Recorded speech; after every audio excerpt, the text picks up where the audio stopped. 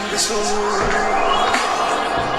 asido asake nana kullesu abare basuda jade kankakapu akabofta yesus abu kapu akafini asi kangara saru efayjitota waleratu arralem fakana yemochinya wiya tokko jiraga kangar karfo polis lumtaz sanjala mantagaye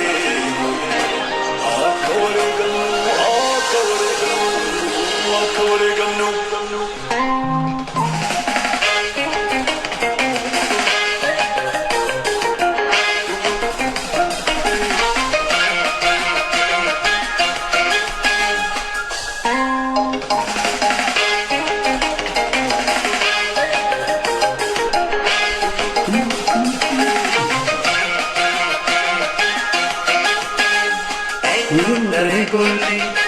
Akaguliadin perrukuntu Ahi sabasakis Ena famruman sakanyato Kurmuli apati Isa kakulanda fukunsu Otni gana kachu Yoftu dino kasa Yonsu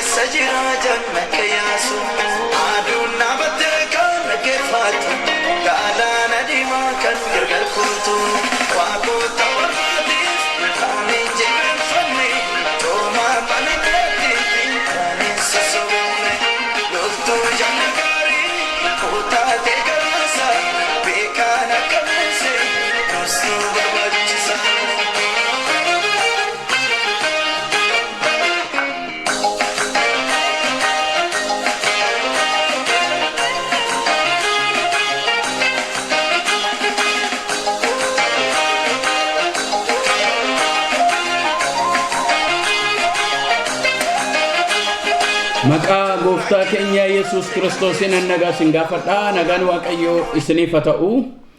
Har'a immoo sagalee Waaqayyoo bifa addaatiin qabadhee fuula keessan duratti dhiyaadha.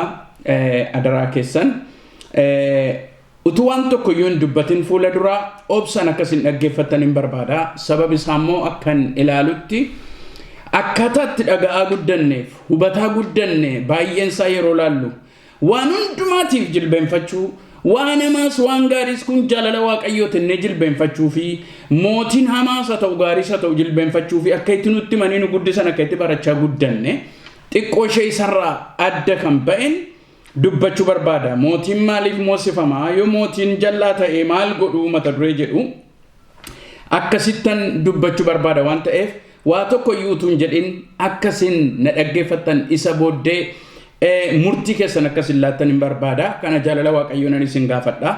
Eega dhaggeeffattanii booddee immoo irratti dubbachuu dandeenya. Waliifis sheerii akkasin gootaniin jaalala Waaqayyoon isin gaafadha. Sagalee Waaqayyoo keessaa iddoonan irraa eegalu erga Phaawulos gara warra Roomaa boqonnaa 13 lakkoofsa 4-5 irraa isa jiru kaasetanii sagalee Waaqayyoo isinitti dubbadha. Erga Phaawulos gara warra Roomaa boqonnaa 13 lakkoofsa 4-5 irraan dubbadha. Mootummaadhaan mormuun sirriidha moo sirrii miti?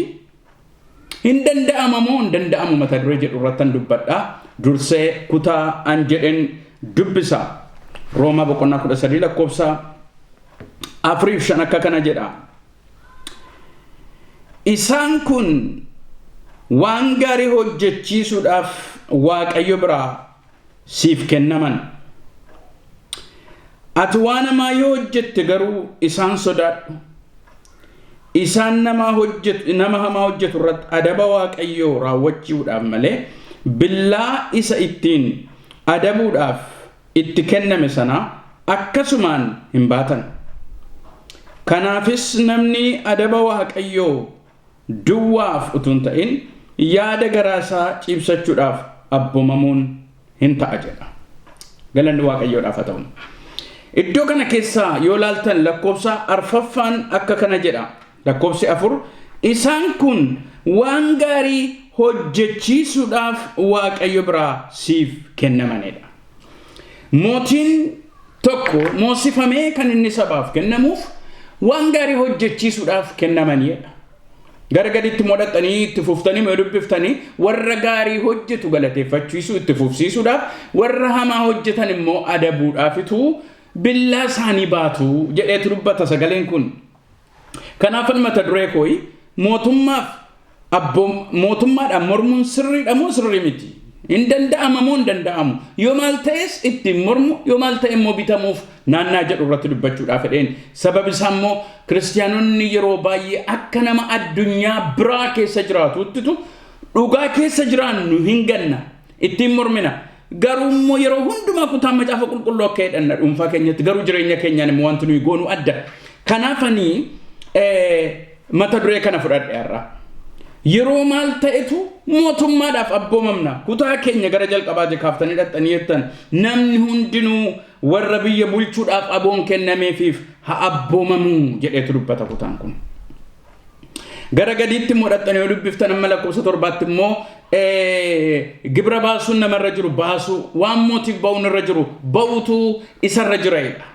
Al tokko iyyuu gooftaa Yesuus Kiristoos bartoota isaatiin namoonni magaalaa keessatti mandara keessatti namoota bartoota isaa gaafatanii mootiidhaaf gibira baasuun hin ta'amu hin ta'u jedhanii yoo isaan gaafatanii jedhan Yesuus dhaqaati kan Qeesaariif kennaati kan Waaqayyoo immoo Waaqayyoof kennaatti jedheedha macaafii dhaxxanii yoo dubbiftanii jettan.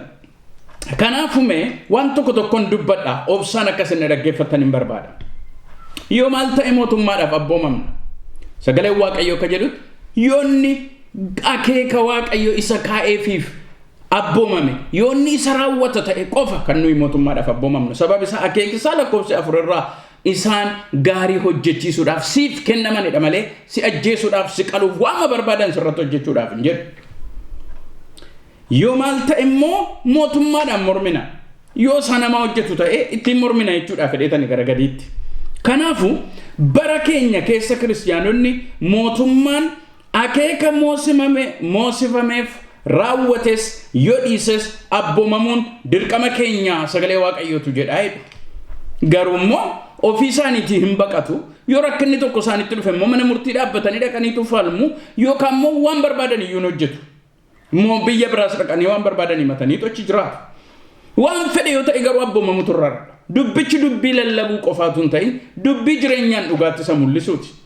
Abboomamuun dirqama jedhu. Garuu kun sirrii miti. Akeeka isa Waaqayyo kaa'eef akka lakkoofsa 4 irraa ilaallutti mootummaanis beekutu isaaf ta'a waan ta'eef. Kanaaf namni hojii jal'aa mootummaan hojjetu qeequu fi ittiin mormu nama hafuuraa ta'uu dhiisuu isaati. Jireenya hafuuraa isaarraa kaachuu isaati jedhaniitu kiristaanonni akka itti yaadu bara keenya keessa. Garuu raawwatee immoo akkas miti. Kuni dogoggora cimaa kiristaanonni hedduun ittiin dogoggoranii walii siranii rakkoo keessas jiraatanii iddoo baay'eetti yoo laaltanii jettan. Maalan jedhee? Namni hojii mootummaan hojjetu isa jal'aa qeequ, itti dubbatu, ifatu, ittiin mormu, dhaaba siyaasaallee ijaaree ittiin mormu bakka jireenya hafuuraa isaarraa kaachuudha jedhu. Sababi isaa jireenya hafuuraa jechuun akka namoonni keenya fudhatanitti akka namoonni keenya baay'een itti amananitti waan hundumaaf ameen jedhanii jilbeenfatanii waan hundumaaf ameen jedhanii buluutti fakkaata akka ittiin hubanne akka ittiin nutti dubbatan waan ta'eef. Garuu aboon maaliif kennama?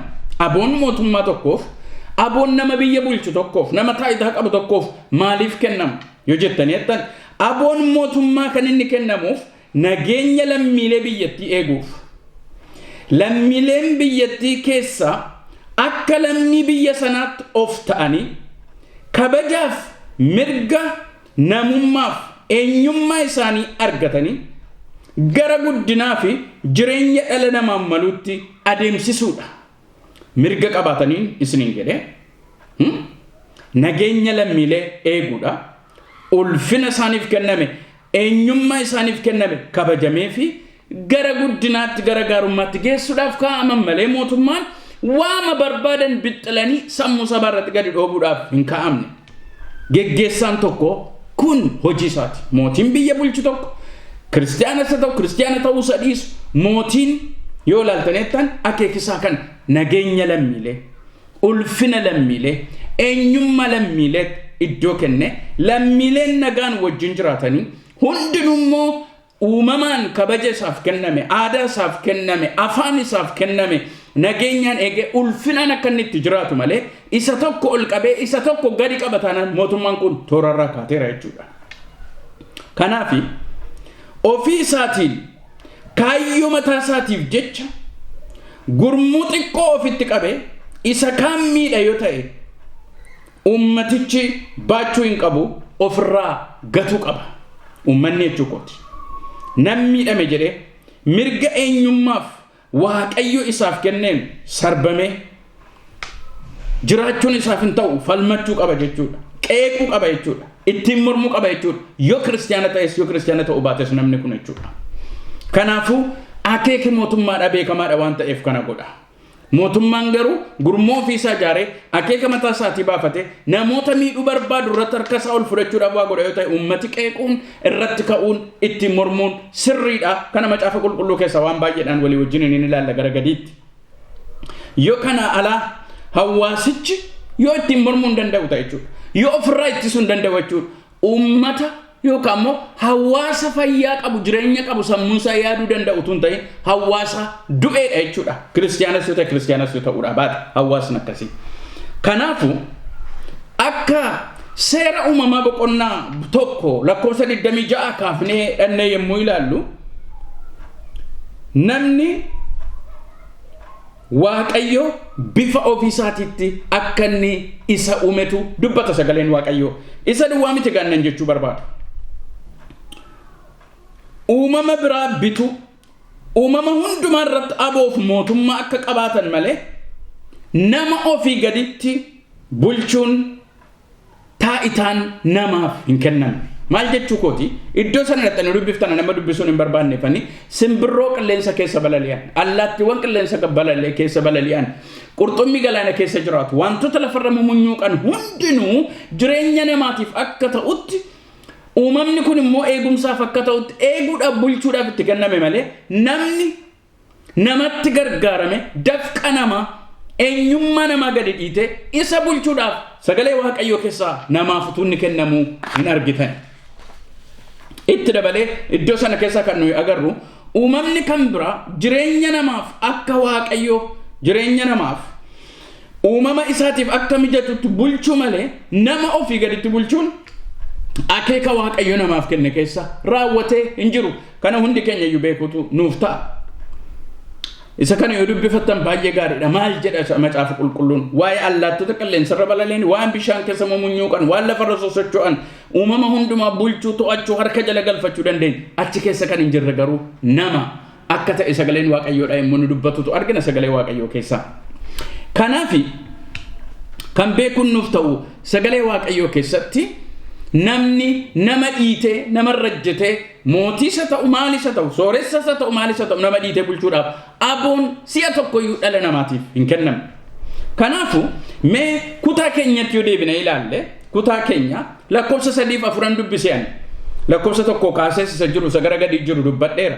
Garuu lakkoofsa 3-4 dhaxxanii yoo ilaaltaneettan akeekni mootummaan tokko mo'uuf maal jedha iddoon kun dhaxxanii yoo ilaaltan keessumaa boqonnaa 13 lakkoofsa 3-4 jalqaba isaarratti dhaxxanii yoo dubbiftaneettan akka jedha namoota waan gadhee hojjetan malee namoonni gaarii hojjetan warra biyya seerratan hin sodaatan.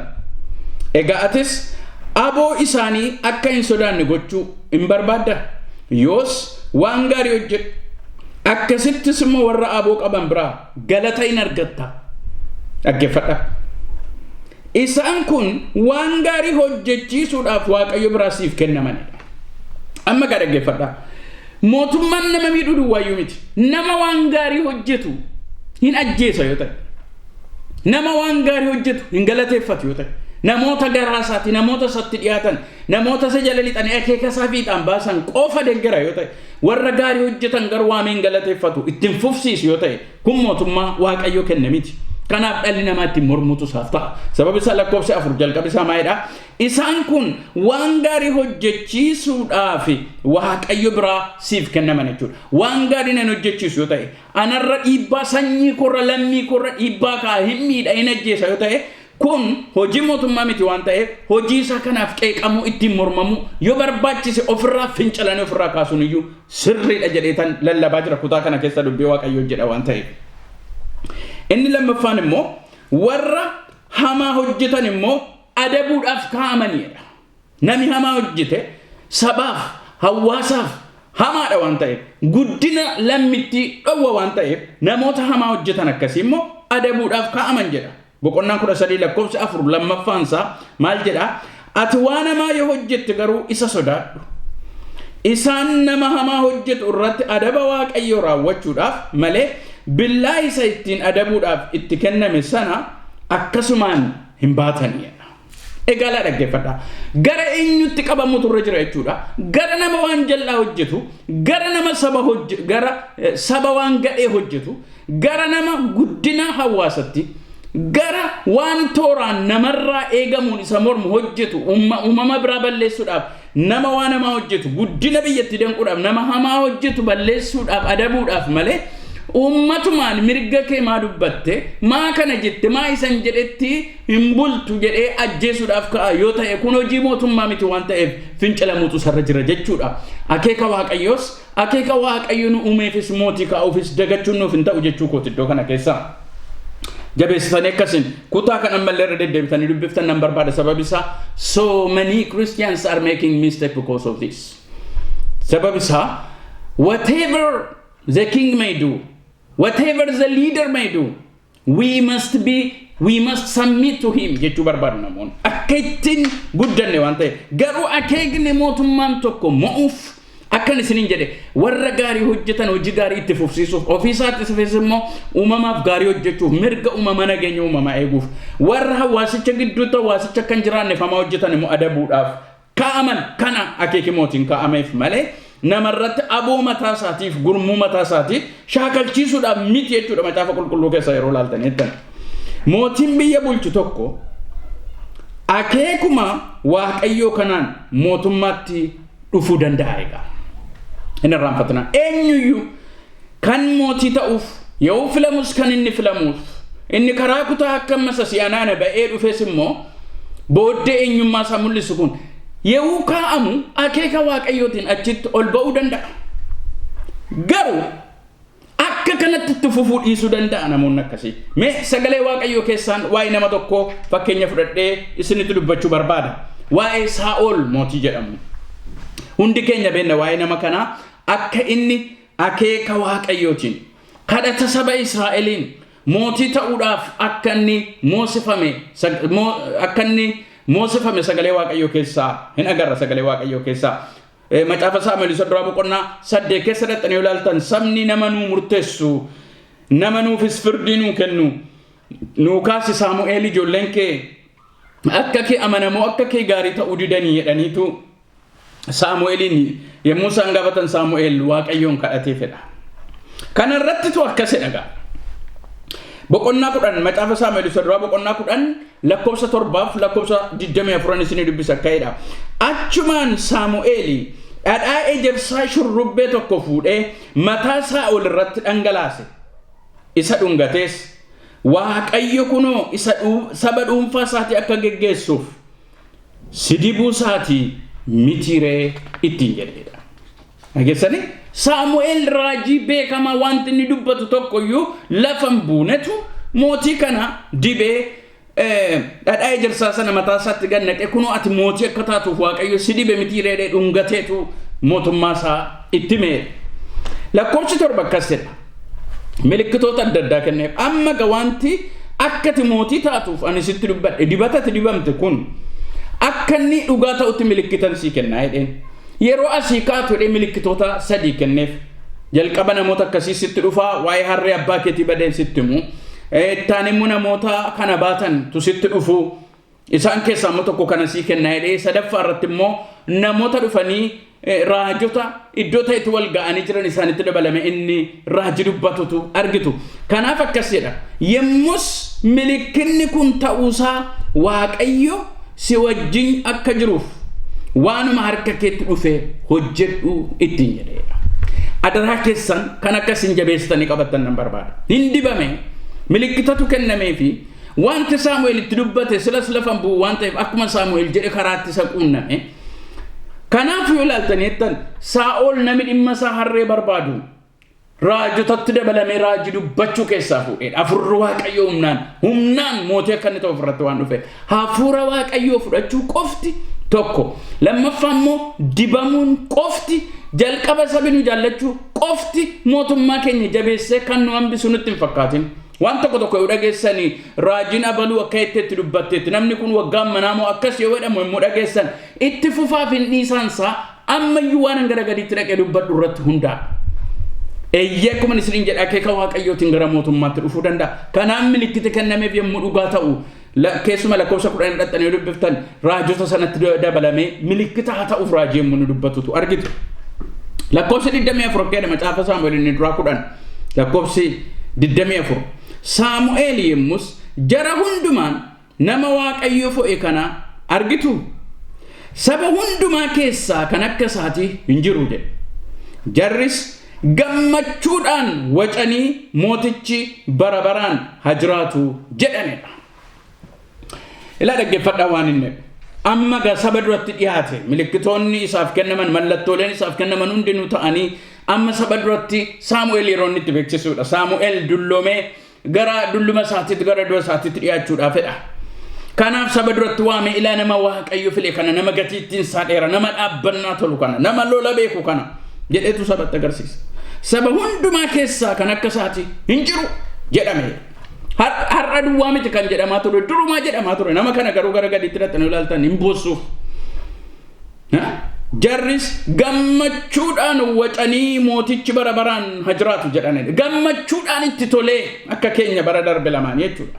Itti tolee hin obbaafanne waaqayyo nu yaadate boo'icha keenya bara dheeraa waaqayyo nurraa kaase amma ga ilmaan keenyan du'an haadhoti keenya abboonni keenyan salphatanii sabi keenyan dararamu akkuma nu jenne sanatu sabi kun hin waca hin ililche indaa'um waggaa 10 sana namoonni ofi mana maayyuu miti bara baraan haa jiraatu mootiin kun nurraan fudhatamin isan mi kadhannee arganneedha jedhan garuu gara gadiitti dhaqanii ilaaltan wanta fokkisaa argitu. Kanaafi Saa'ol garuu yoo ilaaltan yeroo muraasa booddee wanta nu hojjetu tokko tokkoon isinitti hima kutaa sanan dubbisu gara kumattan dubbadhee darba tokko gara boqonnaa 13 dhaqanii ilaaltan achumarraa boqonnaa 10 booddee macaafa Saamu'eel surraa boqonnaa 13 lakkoofsa boqonnaa 13 lakkoofsa 8 kaaftanii dhaqanii ilaaltan jettan na eegi wajjiniin eegan dhufee aarsaa dhiyeessine booddee lolatti baana jennaan sichoo mootiidha maaltu na dhibe dheetu ofii masaatiin kutee aarsaa dhiyeessade aarsaa dhiyeessuun kan luboota malee kan mootii miti.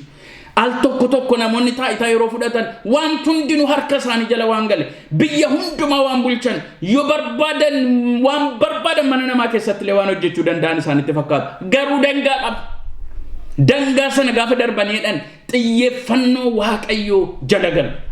Kanaaf iddoo kanatti yoo dhaqanii ilaaltan jettan eewun aarsaa dhiyeesse maalumaaf goote ittiin jedhe maaliif ati kana goote kana ija jabinaan maaliif goote naan eeyyee diinatu natti dhiyaannanii utuma hin arfatinan jedhe kana godhaa jedha dhimmuma isaa godhe sababa isaa sichoo aboon qabaa namni na dhowwu hin jiru eenyutu na dhowwa jedhe waan waaqayyotti kennee biraa galetti fakkaate kanaaf barkat godhe gaafan aarsaa dhiyeesseedhu eegaa waaqayyo kan sirra wayyu nama argateera.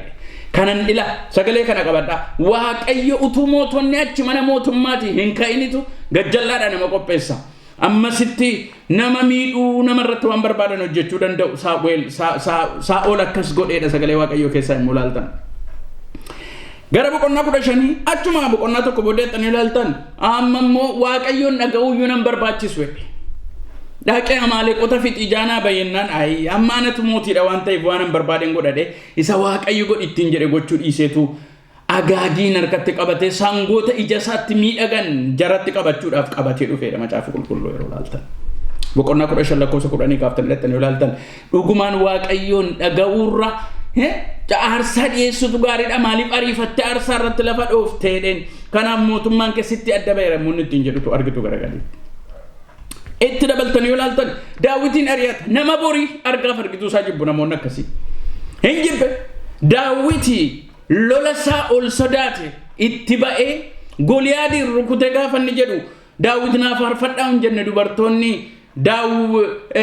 Saa'ol kuma ajjeese Daawit immoo kumaatama ajjeese dhani gaafa sirban ilma eenyuuti gurbattiin kun jedhe narraa fudhachuudhaaf itti na caalaa sirbame fedhe dhugaa hojjete kanaaf Daawitiin galateeffachuu rakkan isa isiniin jedhe Daawitiin ajjeesuudhaaf ka'edha. Kanaaf yoo dhattanii ilaaltanii jettan boqonnaa 18 immoo kaase Daawitiin golanni lixe holkanni lixe bosonanni lixe biyyanni lixe hundumaa tordofee ari'ee qabachuudhaaf duukaa fiiga. Daawitiin waaqayyo hubannaa kenneef garuu yeroo Saa'oliin waaqayyo harka isaa keessa buusu isa waaqayyo dibee Moosiis irratti harka kool fudhachuun oolchuchaa of eeggata ture. Mootonni of hin eeggatan yoo ta'e waaqayyo darbatee isaan gatuun sabillee isaan irratti ka'uun hin oolu. Itti fuftanii ilaaluu dandeessu.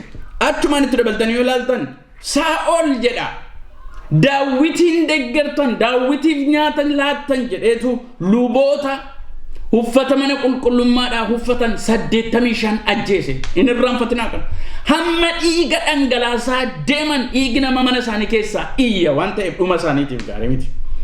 Dubartootaaf mucoolii isaanii hin ajjeesedha macaafa qulqulluu. Qotiyyoowwan isaanii harroota isaanii hoolota isaanii hin ajjeesisedha. Argituu aboota harkaraa waan rakka godha. Garuu itti dhufaa jirti guyyaan fagoon mongo akkuma boqonnaan 17-18 jiru garri boqonnaa 28-31 jira dhaqeen isinitti agarsiisa waan inni ta'e. Saa'ol sila faarfatameef raajii dubbate afurri qulqulluun isarratti dhufe dibata irratti dhangala'e amma gara maraatummaatti asii achi deemaa jira yoo laaltanii jettan waaqayyotu moosise garuu itti dabaltanii yoo laaltanii jettan eker dubbiftu bira dhaqa dhuma irratti immoo waaqayyo narraa fagaateedha ofiima isaatii maaloo dhaqaatu dubbisaa macaafa Saamu'eel isa duraa boqonnaa 28 lakkoofsa 4:15 waaqayyoon gaafatee waaqayyotti dubbachuu ide maa jedhee itti dubbata waaqayyo kan al tokko namoonni golfofa isaanii jira malee waaqayyo gadhiisee sokkeera irraa deemeera waaqayyo akka gaafa dur raajonni itti dubbatanii Saamu'eel faatti dubbatanii akka Abaluu faatti dubbatanii miti afurri waaqayyo irraa sokkeera. Namoonni baay'een isa duriitiin duukaa sirbu isaanis isa duriitiin namni akka duukaa sirbu beeku garuu afurri waaqayyo irraa adda ba'ee gara maraatummaatti asii achi deemaa jiru. Kanaaf eker dubbiftu jedhe jirti namni akkasii jedhee iyyafatee dubartiin tokko jirtennaan dhokatee wayyaa geeddaratee ishee bira dhaqe. Jennaan isheen takka turte irratti barte maalatti Saa'ol maaliif ofii kenna dhossitette afura intiniidha. Kanaaf anoo narrakkadhe waaqayyos na jalaa calluma jedheetti Saamu'eeliin naaf kaasi jedhe. Saamu'eeliin naaf kaasi gaafanne dhuti akka inni Saa'ol ta'e barte maaliifi na ajjeeftaa itti. Jennaan Saamu'eelumtuu ekeraansaa yemmuu du'aa go ati maalumaaf na rakkiftadhe fayyaatti kan hin dhageenye du'aa eessaa dhagaa jiran maraatanii naan akkas ta'u. Kanarrattitu akka inni mu'amu akka inni du'u akka mootummaan isaa cabu itti dubbatame. Dhumarratti Saa'ol jireenya gaariin argin yeroon eegaminitti akkasidha sagalee waaqayyoo keessaa immoo laaltanii jettan boqonnaa 31 lakkoofsa 1 kaaftanii dhaxxanii amma 7 yoo laaltan lolatti ba'ee inni rukutamee ijoolleen isaa rukutamanii gaafa jedhan akka jedha waraanamee gaafa billaa keetiin dirii na ajjeese jedhe loltuu isaa tokkoon in sodaate nama dibame nama waaqayyo dibe rukutame billaa isaatti of diree du'eedha sagalee waaqayyoo immoo dhumi namoota waaqayyoonis nama sin dhageenye akkas.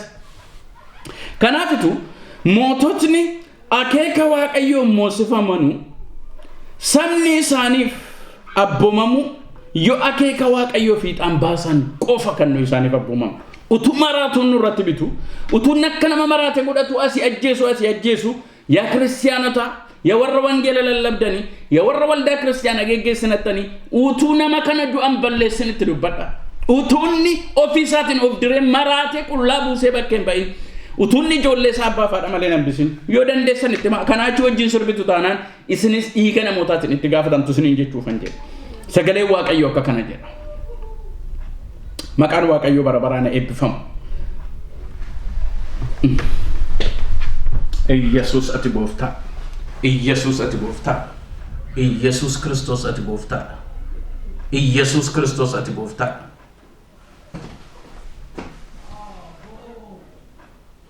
ኢየሱስ ati gooftaa kanaaf akka saba namoota waaqayyootan isinitti dubbadha dhugaan kun dhugaa waaqayyooti waan ta'eef kanaafu mee waan tokko isinitti dubbadha gaa mootonni akka itti moosifamu Saa'ol akka kanatti kan inni kufe waaqayyoon dhaga'uun jireenya isaa keessa hin jiru nama dhaga'uun jireenya isaa keessa hin jiru waaqayyoof abbomamuun jireenya isaa keessa hin jiru mee wanta tokko dubbadha mootota maaltu karaarraa isaan kaachisa laata waan tokko dubbadha adaraa keessan kana qabadha ammallee mootota maaltu karaarraa isaan kaachisa yootaan tokkoffaa gorsitoota isaan filataniif yaada isaanii fudhachuu dhiisuudhaaf gochuutu isaan miidha yeroo baay'ee macaafa qulqulluu keessaan namoota tokko isinitti hima dhageessanitti waan jedhu namoonni mootonni tokko gorsitooti isaan filatan waan hojjechuu yaadu waan raawwachuu barbaadu warra na raawwachiisan hin barbaada malee warra dhugaa na gorsan hin barbaadu amma bara kana qabatamaatti arguu dandeessu namoota isaan gargaaran mootummaatti ol ba'uudhaaf illee isaan gargaaran achi darbatanii gataniitu namoota waan garaa isaanii raawwachuuf isaan gargaaran filatu akka kunoo Rehoobi'aam mootii jedhamu tokkoon isinitti himuudhaaf fedha Rehoobi'aam abbaansaa Solomoon erga du'ee booddee mootummaa Israa'eliin noorziif saawuziisaa kaabaaf kibbasaa bulchuun carraan isa ga'e namni biraa namni mootummaa harkatti kajeelu yoo jiraate iyyuu ummati garuu gaafa Solomoon du'ee jedhu mootummaa qabachuu isaatti gammadaniidha macaafa moototaa isa duraa boqonnaa 12 lakkoofsa 1 kaasee hamma 17tti dhaxxanii dubbiftaniitta kanaafu gorsitoonni Israa'eelidha baay'ee nan gadda kana yeroon ilaalu warri Solomooniin gorsaa turan warra iddoo adda addaa dhimma dinagdee irratti dhimma hawaasaa irratti dhimma waan hundumaa irratti gorsitoonni Israa'el isa bira dhaqaniitu akkas jedhanidha yaa Rehoobi'aam nuyi siif bullaa siif bitamna si dhageenya siif abboomamna garuu abbaan kee ba'aa nutti ulfaachise gibira nutti baay'ise nu salphisi jedhaniitu gorsitoota duwwaayyuu miti ummatiyyuu wal ga'ee yaa'ee bira dhaqe Rehoobi'aam bira jedha macaafa yoo dubbifattan baay'ee sin gargaara maa jechuudha ol ba'umsa akeekuma waaqayyoota jechuudha ummati see eega jaallate dhaxxanii immoo gorsitoonni Israa'el illee dhaqanii eega keetitti mani akkasittiin jedheedha guyyaa 3 booddee deebi'aatii kottaa ittiin jedhe jaarsolii abbootii kana jedha garuu dhaxxanii yoo laaltanii jettan dhaqee hiriyoota isaa waameetu ijoollee dargaggoota waan garaa isaatii isa hojjechiisan wajjiniin hariiroo qabu waameetu isinoo maal naan jettu abboonniif namoonni dhufaniitu akkas nuun jedhanii abbaan kee gibira nutti ulfaachise abbaan kee nu miidhee waan baay'ee nutti ulfaate bara abbaa keetii keessa waan ta'eef ati nuu fooyyessii jedhaniitti man yoo ati nuu fooyyessite immoo nuyi bara baraan siif bitamna jedhanii waadaa seenaniif garuu inni hiriyoota isaa kana gaafa waamu isin immoo maal na gorsitu abboonni akkanaan jedhani gorsitoonni Israa'el yennaan ani immoo jedhiin jedhani abbaa koo caalaan ba'aa isinitti ulfaachisa tokko qubi abbaan mudhiin abbaa kootii inni furdaan kun jedhe quba koo ishee moggee kana caalaayyuu qallatti jedhe abbaan koo qacceedhaan isin reebe ani immoo torban qabaa isa qoraatti qabuunan isin reeba jedhiin jedhe guyyaa 3 booddee jaarsoliin yemmuu dhaqanii akkasittiin jedhan maal jetta waa'ee gaaffii keenya dheengaddaa innaan kanatti dubbate ka ani isinitti nammeessa tokko gibira caalu baaftu abbaan koo mudhiin abbaa kootii jedhe inni qallaan quba koo ishee moggee kana caalaa qallat abbaan koo qacceedhaan isin reebe ani torban qabaadhaan ani isin reebaa jedheen kana booddee dhala dhaggeeffadha gorsanni fudhatee mootummaa isaa adda baasu kana booddee Israa'eliif Yihudaan maal walitti qabale ya Israa'el godoo keetti nuyi Daawit wajjin waan tokko walitti hin qabnu jedhan saba kakuutii bara hingalan didichani kana bodde Yerobi'aamin dhaqaniitu iddoon itti baqatee jiru isa baqatee fidanii ofirratti moosisan mootummaan isaa achumaan gargar cabe kanaafu the northern and the southern kingdom of Israel warri jennu ammaa kun sanarraa kan ka'edha kan isaan dhufan mootiin nurratti hamo'uuf sabni gammadee fudhate garuu isinan reeba isinan miidha isinan cunqursa malee jennaan gargar cabe ammallee ilaala al tokko nasitu waa dubbachuu barbaadeen sabni Oromoodha Abiy Ahmediin walqixxeetti nu bushi mirga keenya nu eegala malee nu fottoosi takkatti hin jenne nageenya kan nuyi gammanneefis egaa amma sabni Oromoo saba warra kaanijju walqixxaate ulfinaan jiraata ulfinni isaa afaan isaa aadaan isaa eegame fi netti kan gammanne waaqayyoon galateeffanne jilbeenfanne nama baay'ee jini waa'ee isaatiif wallol amma garuu innumti ofii isaatiin wanta inni fide kana laala namoota isa gorsan gara gadiitti namoota lama gidduu kana inni tokko TVdhaan dubbate isa tokko immoo warri barbaadan nagaafadhaa nama isa gorsu lecturer Addis Ababa University dha Dr. Danyachau Asaffaa kan jedhamu gorsanni gorse hun I recommend all of you will listen to it dhugaadha kana dhaggeeffadhaa namooti isa gorsan ajjeesi malee miidhi malee yoo ati laafte mootummaan kee dadhabaataa biyya keenya diigamadhani doktari profeesarootatu isa gorse harka walitti rukutan yeroo isaa walirraa fuudhan you must listen to this namni kun akkas har'a yoo ilaaltaniittan akkuma Rehobi'aamin mootummaa harkatti gargar baasan salphinaan akka inni du'u godhan yoo ilaaltaniittan namni Rehobi'aam jedhamu kun mootummaa nagaadhaan isaa buluuf uummanni tolee dheessa simate akka inni gargar cabu godheedha hammar'at rakkinni Israa'el keessa bara dheeraadhaaf ture yoo ilaaltaniittan seenaasaa isa duwwaa miti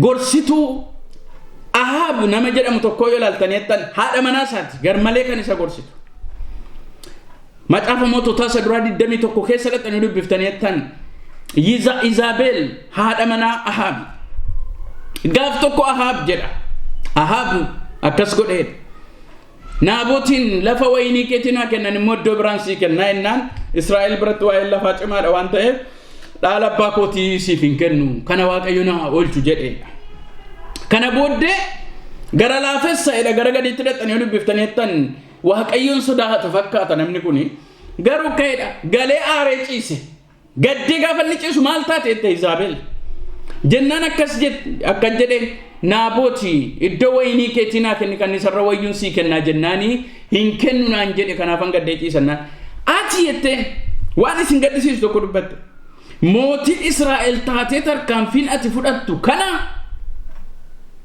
iddoo dhaaba waynii Naabotii Israa'elicha akka ati fudhattu nan godhaati ka'i minaan nyaadhu gammadisittiin jette kana jette inni lafa namaan fudhadhu yoo mootii ta'e iyyuu hedheeti isheen garuu kun salphaadha jette kana ati mootii taate kana nu hojjetu gara jabeessa ta'i yoo barbaachise ajjeesi yoo barbaachise irraa darbadhuuti fudhadhu jechuu isheeti kanaaf akkeedha kana hojjettu jette salphaadha kana siifan kennisiisa ka'i nyaadhu gammadittiin jetteedha kanaaf akka jedha macaafa qulqulluu yeroo dubbatu macaafuma moototaa isa duraa boqonnaa 21 lakkoofsa 25 irraa namni akka Ahab isa haadha manaasaa Izabeliin toosifame fuula waaqayyoo duratti hamaa hojjechuudhaaf of gurguree raawwatee hin turreedha dhageessanittu haadha manaasaa gorsa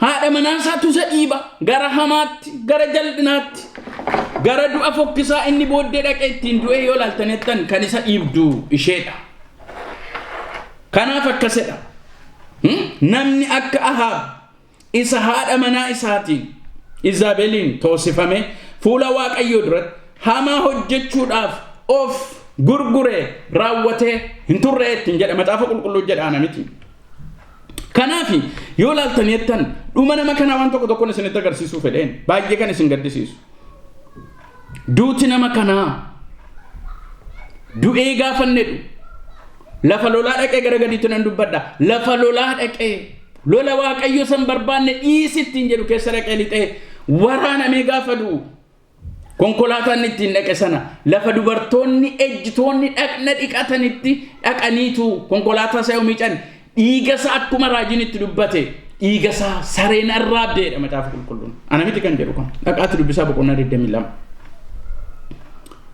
Kanaaf mee namoonni gorsitoota akkasii fudhatanii gorfaman dhuma isaanii yoo laaltaneettan duutii fi dhumni isaa ol fokkisaa akka inni ture macaafa qulqulluu keessaa argitu of ajjeese billaa isaatiin kan waraana murrammoo diree of ajjeesedha. Tokko du'i Ahaabiif Izaabel fokkisaa akka inni ture dubbata sagaleen Waaqayyoodha. Lafa lolaa dhaqe Waaqayyoon dhaga'uu dide. Wayyaa giddarratee dhaqe nama biraa fakkaate. Kana booddee inni tokko fiigee dhaqe gaafuma argatu cinaacha isaa kana jalaan dhaba godhe waraana meeraan baasee achuma keessattuu dhiigi isaa dhangala'uu du'eedha. Kanaaf jedha galgala sana du'eedha. Isa achi keessaa fudhanii konkolaataa isa dhaqanii gaafa miicaan lafa dubartoonni ejjitooti nanna dhiqatan lagatti dhaqanii gaafa miicaan akkuma raajiin Eliyaas itti dubbate dhiiga keessa sareen arraabdi akkuma kan Naabootii arraabde sana akka inni ittiin jedhe Waaqayyo moototaan sodaatu beektu dhiiga isaa sareen arraabdeedha macaafa qulqulluu yeroo dubbatu. Ishees yoo laaltaneettan Izaabeliin isa lammaffaa boqonnaa 9 keessa dhaqanii yoo laaltaneettan ijuma babaafte keessuma baate mootu jedhamti eegasii. Kana booddee gaaf tokko iyyuun gara ishee dhaqa. Karaa qaawwaman akka iyyuun dhaqu gaafa dhageesseetti hidhii kuullattee dibattee maal isheen jetteettu aaraasaa dhaqa nama Waaqayyo ittiin ija ba'uudhaaf isa kaaseedha iyyuun. Kana booddee ija isheen ittiin ilaaltu sana karaa qaawwaa gaafa argeedhu hojjetoota isheetiin fuudhaati fooqirra lafatti gad ishee darbadhaa eege. Akkasidha macaafa qulqulluu yeroo dubbatu.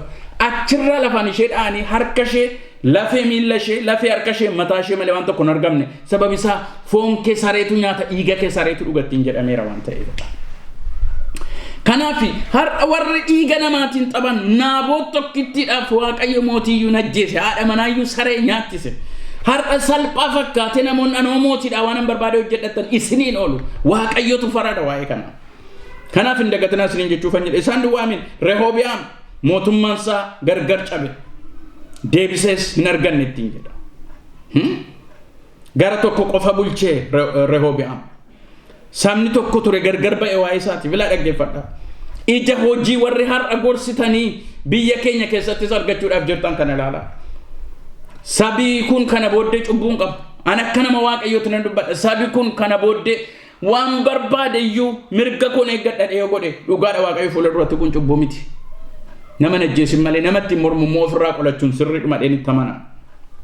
Kanaaf amma gaa akkuma sila isiniin jedhe mee isin dheengadda hundinuu TV irratti waan dhaga'ee fi miidiyaa tokko irratti namichi jeneraalli Kaasahuun Camadaadha waan inni dubbate dhageessanii turtu isa dhaggeeffataniitu namni hundinuu dhaga'eera akka nu naasisutti. Ijoollee keenyaan dargaggoota keenya rakkina isaaniitiif ulee qabatanii ba'aniif adda keessa buusaa jedhee isa golatti mari'atan yommuu fidee dubbatu isa duwwaa miti. Ilaa nama kana ani qaba ofirkaa namoota tokkoof sheerii godheera. Namichi kun eenyu jedhama? Dr. Daanyaachaw Asaffaa jedhama. Mata dureen inni irratti dhiyeesse Niikooloo Maakiyaveelii Ligaaba Bayyaneenna Abiy Ahimad jedhetu gorsa inni namoota isaan ilaallatu waame gorsetu argitu adaraa keessan jaalala Waaqayyoon isin gaafadha dubbadha namoonni miidiyaa garaa garaa irratti illee dubbatan waa'ee kanaatii akka itti laattan waan Abiy Ahimad har'a hojjetu kana yoo laaltaneettan kanarraa kan ka'e dhadhee yaada kana duwwaa ammoo miliyoona gorsituu akkasii baay'ee qaba adda adda ishee keessa buusu kan jedhan maalan isiniin jedhe Dr. Daanyaachaw Asaffaati lecturer Addis Ababa University natti fakkaata ta'ee amma xurate soorama ba'e ta'een beeku garumaa jedhe Niikooloo Maakiyaveelii Ligaaba Bayyaneenna Abiy Ahimad jedhetu raajonni durii warra akka Yesuus faa warra akka Pilaatoo faa fiixaan hin baaneef sababi isaan hidhatanii lolle kanaafu adda adda isaanii keessa buusu rukutii caalin jedhi yoo kana achi biyya keenyatu diigama deemuun gorsutu argitu namoonni barbaadda yoo na barreessitan isiniifan erga qaba biraa ontini isaa jechuukooti.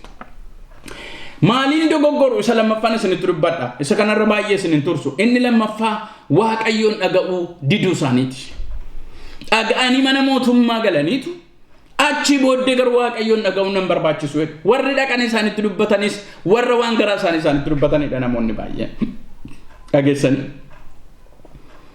kanarraa kan ka'e Saa'oliin akkuma laalle Waaqayyoon dhaga'uu dhaabe boqonnaa 13 irratti hin dhaga'u boqonnaa 15 irratti hin dhaga'u 28 irratti garuu eker dubbiftu warra hafuuraan du'aa boolla keessaa waamanii raajiitti dubbatan bira dhaqeedha macaafa qulqulluun. Namni hafuura qulqulluun dibamee raajii dubbataa ture mootii ta'uudhaaf dibame akka kana ta'eedha.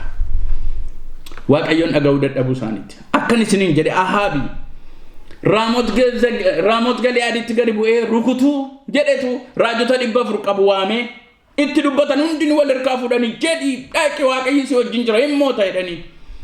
Iyyoosaafet akka jedhe namooti raajii Waaqayyo keessaa kan hafe tokko iyyuu hin jiru jedhanii shakke dubbitti wal harkaa fuute jetti jarri waan ta'eef. Akkuma iddoo baay'ee.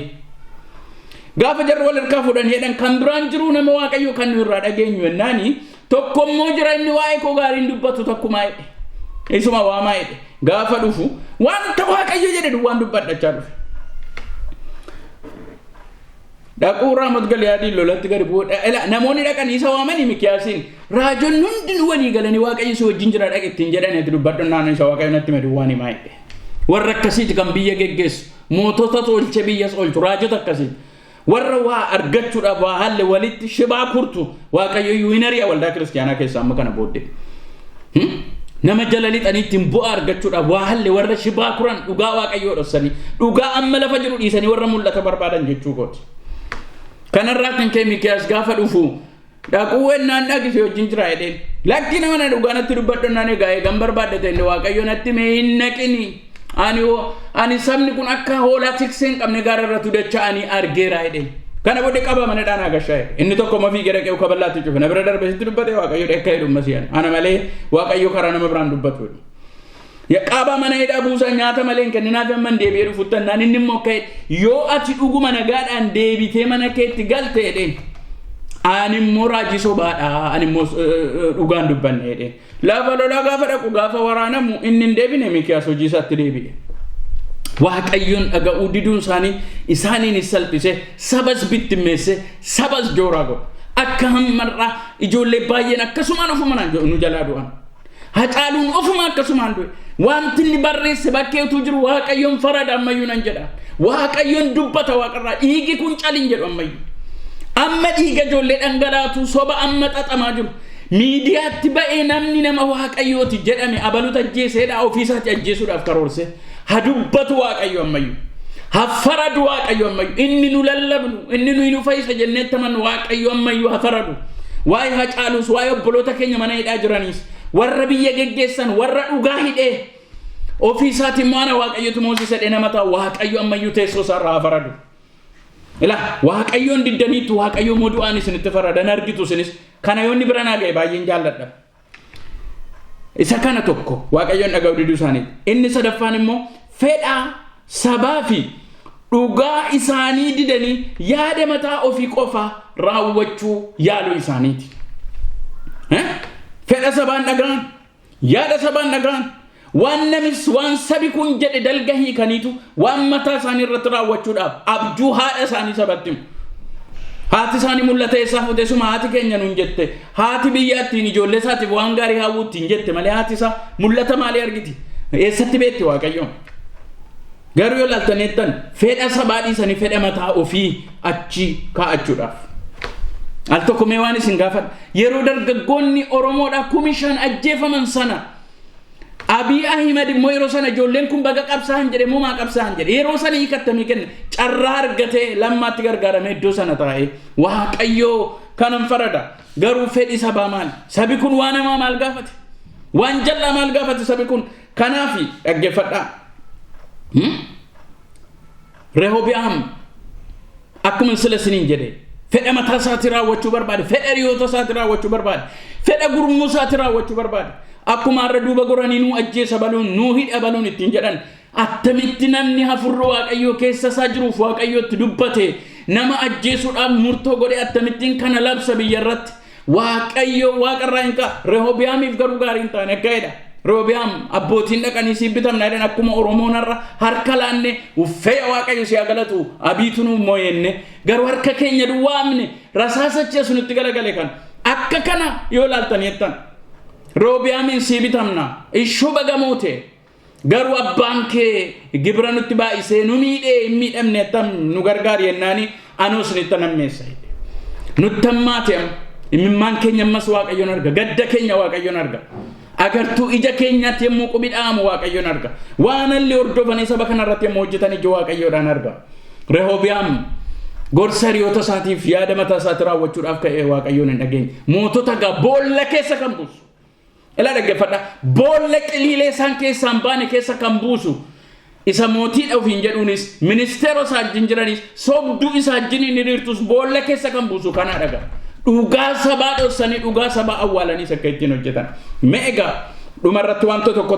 tuqaa sadiin dubbadha wanta gaggabaabaa mootota irratti yoo jallatan finciluun sirriidha yoo isaan jallina hojjetan akeekis isaan achi kaa'amaniif tokkittiidha mirga sabaa eegu nagaa sabaa eegu waan gaarii warra hojjetan galateeffachiisu guddisuu ishoottiin jechuudha warra hamaa hojjetan dhugaa saba gidduu jiru balleessan adabuu kanarraa kaatanii diina dhugaa sana yoo isaan ta'an irratti finciluu sirriidha macaafa qulqulluurraa waa tokko isinitti hima tokko Yohaannis Cuuphaan Heroodisiin ati sirrii miti jedheen asirratti waan cimaa tokkoon dubbachuu barbaada namoonni ani raajiin dubbadha mul'atan arga jettan kan akkas hin dhageessan hin barbaada dhugaa isin bukkee jiru dhiiftanii isa waaqayyo silumaa dubbata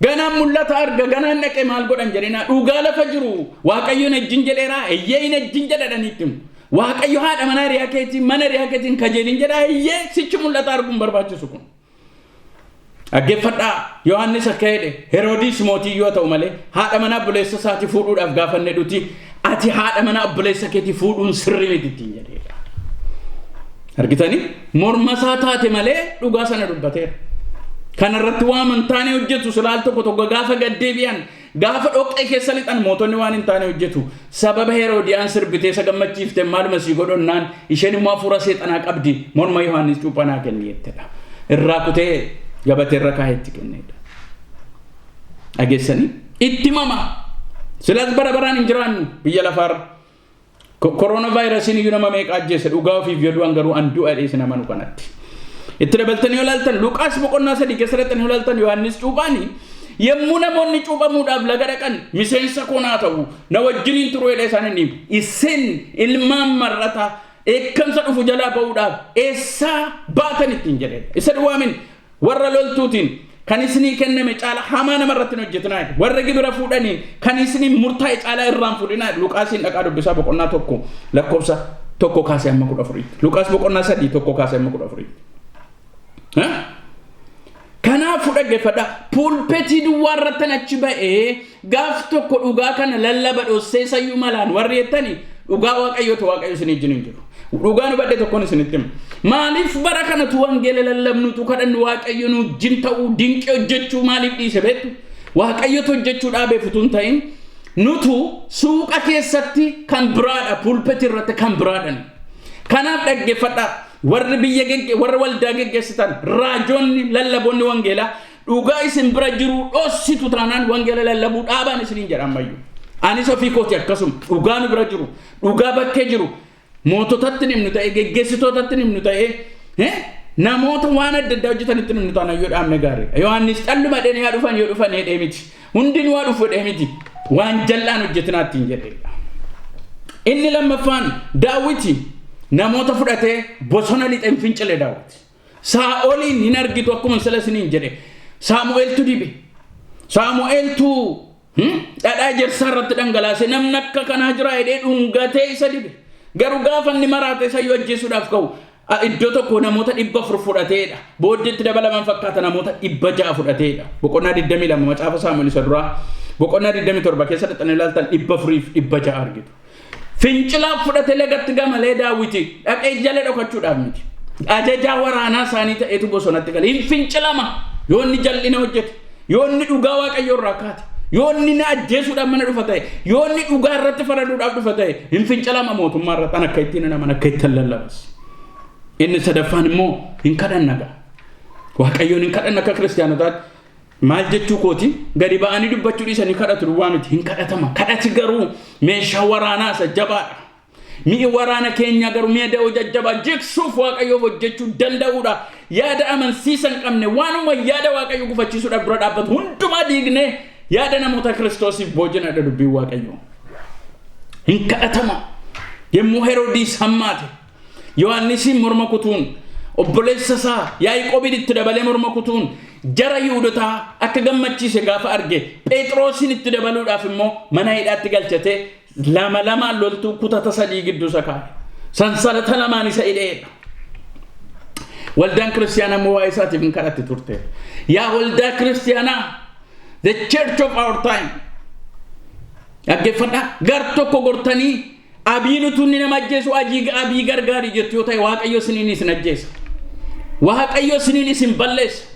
Dhugaa faradiidhaa dhugaa mul'isiidhaa malee isa sabarratti jal'ate sabarratti ka'e isa saba namni dhadhu isa harka isaa ol fudhate ammayyuu dabali balleessadhani warra isa gorsan ofitti naannessee taa'ee saba Oromoo balleessuudhaaf nama jedhuu fi gargaariya Waaqayyottan Waaqayyo isiniin dhaga'u kadhata keessan tuffata malee dhaggeeffadhaa dhugaan dhaggeeffadhaa malee isinittan hima maal godhe saba Oromoo yoo ajjeefamu maal godhe Hacaaluun maal godhan warri kaan obboloonni keenya jawaarfamaneedha warri ta'an nagaadhaan utuu jiraachuu danda'anis dhugaa saba keenyaaf falminadhanii Abiy Ahimad biyya sana waamee gale maaliif fidhaman warri mana hidhaa jiran jiraachuutu danda'anii laa dhaggeeffadhaa Waaqayyo akka inni gidduu galuuf Waaqayyoon hin kadhanne Waaqayyo akka inni isaan furuuf dhugaa biyya keenya irratti akka inni mul'isuuf ammas hin dubbanna Waaqayyoon isin kadhanna.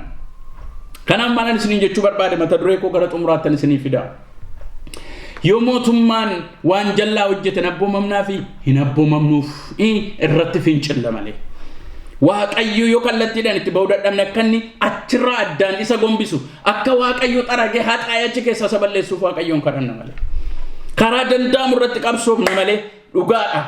Kakuu haaraa keessattis yoo laltanettan kakuu haaraa akka itti lallabamaa jechuu dandeessu. Kakuu haaraa keessattis mootummaa utuu loliin utuu dhiigin dhangala'iin qabatame tokkoyyuu hin jiru. Kakuu moofaadha kun kakuu haaraadha maaloodhan jedhina qabsaa'amee ma fudhatama dhugaa.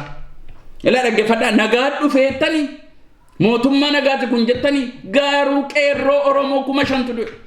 20,000 oltutti madaa'e. Attamittiin kun isin jalaa dhokate har'a immoo abiinuu gargaari utuun ajjeesu utuunni salphisu waan baay'ee isa olaltanettan kaleessa imimmaan kun buuse harka gurbaa tokko kan itti rukutame nami carqiidhaan dhuuf gaafan ilaali.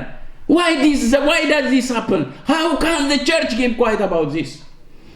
Dhaggeeffadhaa adaraa yaa hojjetoota wangeelaa yaa luboota mana Waaqayyoo yaa warra pastors warra apostles ofiin jettanii dhaggeeffadhaa dhugaa kana dubbadhaa meeshaa keessan namarraa deebisaa jedhaanii dhugaa faradaa jedhaanii kanan gootan yoo ta'e yoo dhiiftan baay'ee xuruudha noo isin hin komannu Waaqayyoo saba isaatii akka jedhe kana duwwaa irratti nan dubbadha yoo raajonnis caljettan yoo geggeessitoonni waldaa kiristaanaas caljettan yoo warra hojii wangeelaa hojjettanis caljettan Mardookiyoos akka jedhe yaa Asteer ana ofii kooti mana mootii keessan jira wanti tokko iyyuu narraan ga'u jettee yaadda yoo ta'e beeki Waaqayyo saba isaa kan furu iddoo biraadhaan kaasa Waaqa raasee lafa raasee isin hojjeta Waaqayyo jechuudha. Atiif manna abbaa keetii garuu itti gaafatamtu. Ilaa dhaggeeffadhaa namoonni faarfattan lallabdanis dhugaa isin bira jiru caljettanii waan biraan lallaba mul'ata biraan argan jedhina dhugaa isin bira jiru isa amma sabi keenya ajjeefamaa hidhamaa dararamaa jiru kana dubbadhaa.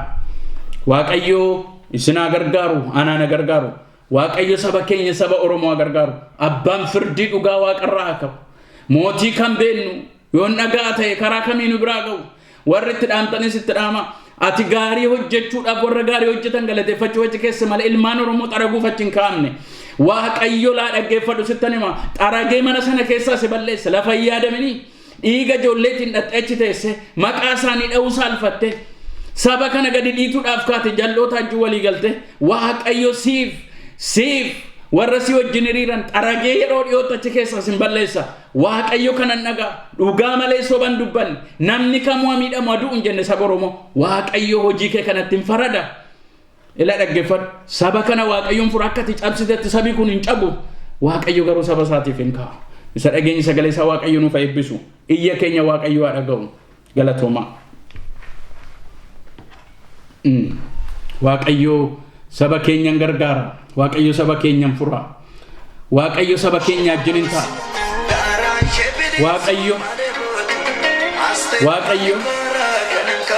Waaqayyo Asteerin hin kaasa Waaqayyo Gediyoonin hin kaasa waaqayyo nama dhugaatti dubbatu nama akka Yohaannis Cuuphaan kaasa waaqayyo dhugaa kana mul'isa waaqayyo waaqarraan farada waaqayyo saba Oromoo gargaari loltoota Oromoo gargaari qabsaa'ota Oromoo hundumaa gargaari waan goon hin beekne dheegu iyyoo saafe garuu iji keenya gargaarsaaf gara kee ilaala maqaa gooftaa maqaa Yesuus Kiristoosiin waaqarraa faraduudhaaf kayyatu dubbadhu waan hundumaa sitti laanne maqaa gooftaa maqaa Yesuusiin ameen